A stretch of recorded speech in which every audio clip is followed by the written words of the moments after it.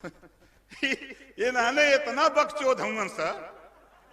भाजपा के लोग एक कहते हैं भैंसा है तो अपन अपन भैंस ठीक कैले रहा, बोला गलत ना बोले थी। अगर हमें हमने के पिछड़ा दलित अल्पसंख्यक के भैंसा बनावत मन भाजपा के लोग तो इनका लोगों का भैंस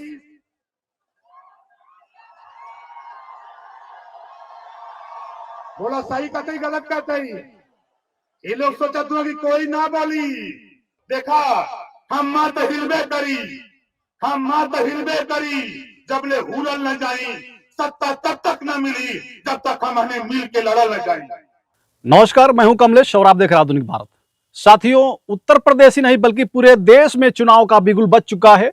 चुनाव की तिथियां तय हो चुकी है, 7 चरणों में चुनाव होना है और ऐसे में देश की सारी पार्टी अपना अपना गठबंधन पूरा करने के बाद लगातार अपने प्रत्याशियों की लिस्ट जारी कर रही हैं। और ऐसे में एक और नई लिस्ट आ चुकी है समाजवादी पार्टी की ओर से, और समाजवादी पार्टी की एक नई लिस्ट में 6 नाम आउट हुए हैं और इन 6 नामों में 5 पीडीए का नाम है और 1 है सवर्ण का।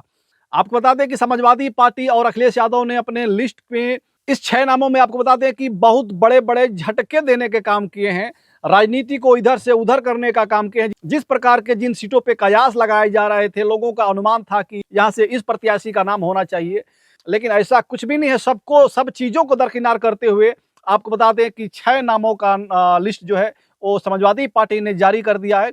और इसमें 6 नाम में पहला नाम आपको बता दें कि संभल लोकसभा से जो प्रत्याशी हैं उनका नाम है श्री जियाउर रहमान वर्क, और जो दूसरा नाम है वो बागपत के श्री बागपत लोकसभा से है, बागपत लोकसभा के श्री मनोज चौधरी को समाजवादी पार्टी ने अपना लोकसभा प्रत्याशी घोषित किया है। और तीसरा नाम जो है गौतम बुद्ध नगर से श्री राहुल अवाना का नाम घोषित किया है। पीलीभीत से श्री भगवत शरण गंगवार।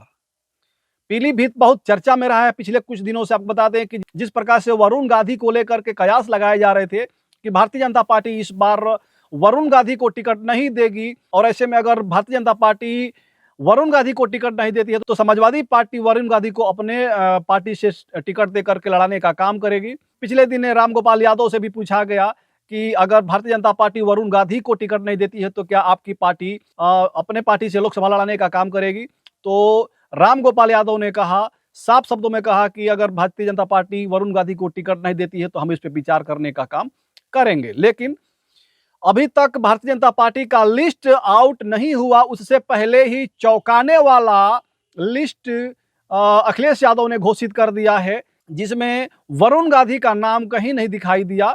और पीलीभीत सीट से उन्होंने अपने पार्टी के सिंबल से भगवत शरण गंगवार को उतार दिया है और यहाँ पे वरुण गांधी के सारे दरवाजे बंद दिखाई दे रहे हैं कहीं ना कहीं। अब वरुण गांधी का जो कयास लगाया जा रहा था कि वरुण गांधी समाजवादी पार्टी से चुनाव लड़ेंगे, तो अब इन कयासों पे एक तरह से कहा जाए तो ताला लग गया है।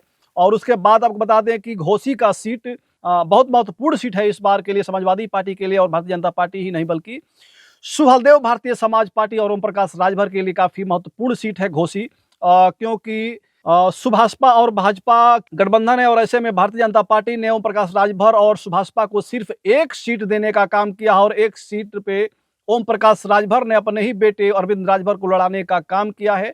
घोसी लोकसभा से अरविंद राजभर चुनाव लड़ रहे हैं और समाजवादी पार्टी काफी विचार करने के बाद, काफी सोच विचार करने के बाद घोसी से अपने प्रत्याशी का नाम चयन कर लिया है। और वो नाम आपको बता दें कि घोसी के जो समाजवादी पार्टी के प्रत्याशी बनाए गए हैं उनका नाम है राजीव राय।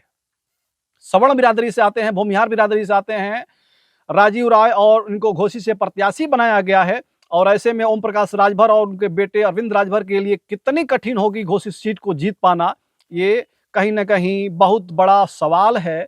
क्योंकि पिछले दिनों देखा गया था कि घोसी का उपचुनाव जब चल रहा था, घोसी विधानसभा का उपचुनाव जब चल रहा था, तो ऐसे में ओम प्रकाश राजभर और उनके बेटों का जिस प्रकार से बयानबाजी हुई थी और जिस प्रकार से दावे कर रहे थे ओम प्रकाश राजभर कि हम यहाँ पे भारी मतों से दारा सिंह चौहान को विजय हासिल कराएंगे, लेकिन उनकी जो सारी उम्मीदें थी उन सारी उम्मीदों पे पानी फिरा और भारी संख्या लगभग 40,000 से अधिक वोटों से दारा सिंह चौहान को सुधाकर सिंह ने हरा दिया। समाजवादी पार्टी से विधायक बने सुधाकर सिंह। और आपको बता दें कि उस घोसी विधानसभा उपचुनाव में जितने सवर्ण बिरादरी के लोग थे, जितने सवर्ण बिरादरी के मतदाता थे, जो भी भारतीय जनता पार्टी के मतदाता थे, सारा वोट जो है वो ओम प्रकाश राजभर के कहने पे या भारतीय जनता पार्टी के कहने पे दारा सिंह चौहान को नहीं मिला, बल्कि सारा जितने सवर्ण बिरादरी का लगभग वोट था, वो सारा वोट जो है सुधाकर सिंह को मिला, समाजवादी पार्टी को मिला।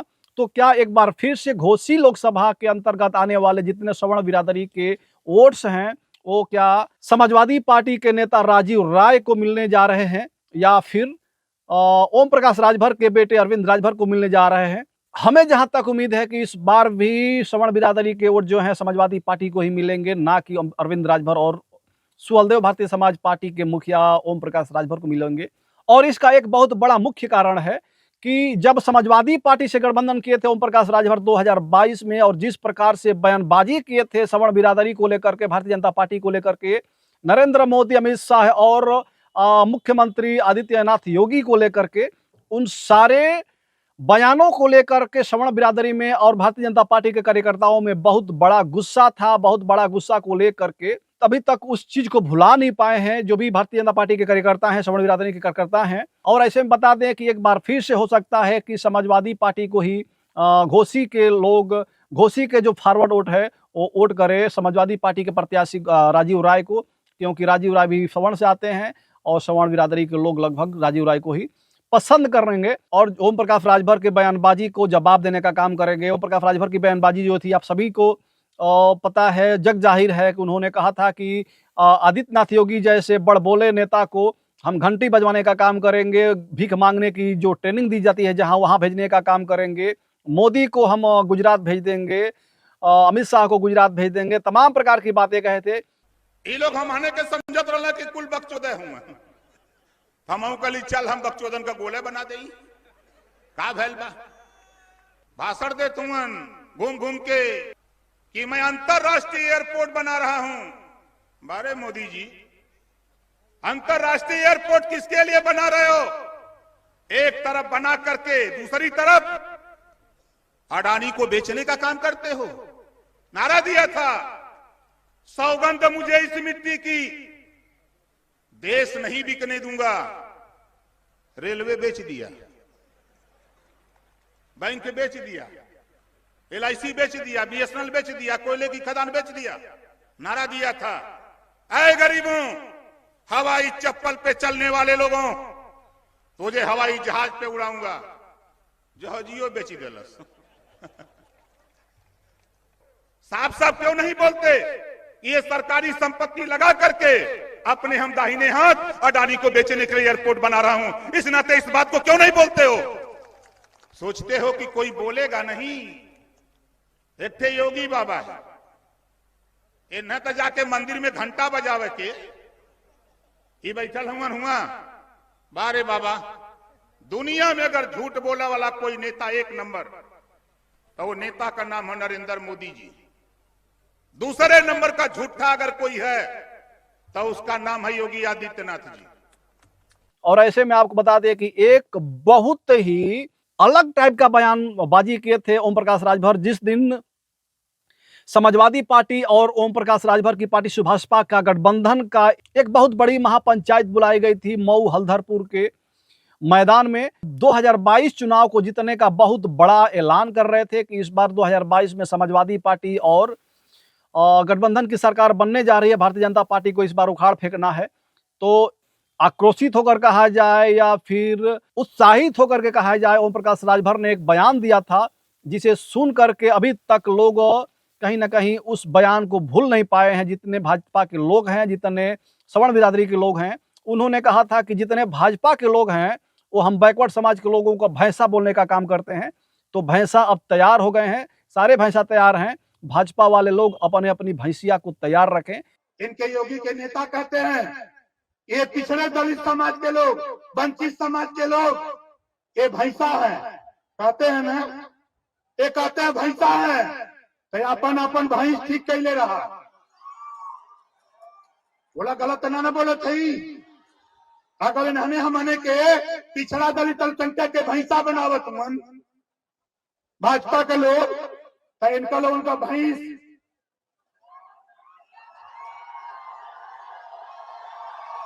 बोला सही कहते गलत कहते ये लोग सोचा तुम कि कोई ना बोली। अरे ये महाराजा सुहेलदेव राजभर की औलाद, महाराजा सुहेलदेव जी का वंशज ओम प्रकाश राजभर सीना ठोक करके ललकारता हूँ, घबराओ नहीं।